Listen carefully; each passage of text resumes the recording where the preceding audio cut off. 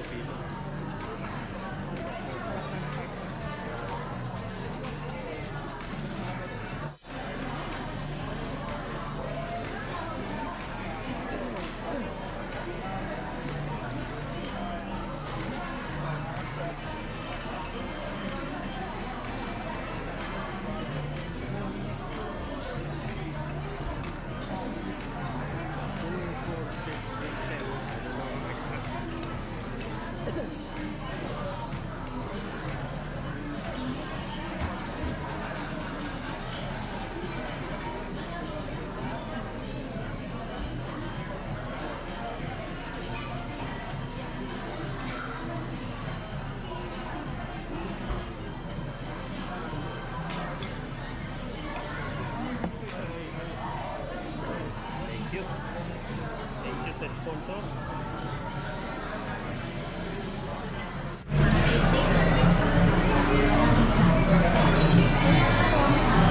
Now, 5 dozens. So yun guys, 5 dozens later, yun lang. Ganon-ganon lang. Bitin. Bitin pa ako. Kasi guys, yung oyster doon sa kabilang pinupuntahan natin is malalaki. So talagang nalulunod na kami sa 4 na oyster. 4 na dosena. Dito, maliliit. And nakalimang dosena na kami. Parang kulang pa rin kasi ang liliit talaga. Kasi ang liliit. Yan. Maliliit yung oysters nila. Pero masarap. And talagang malinis and very, very fresh. But I think that's all for today. Ayaw naman namin i-push kasi baka sumama din yung tiyan namin. Kaya, yun. We enjoyed 5 dozen calamari and some shrimp cocktail. And I think we're good for the night.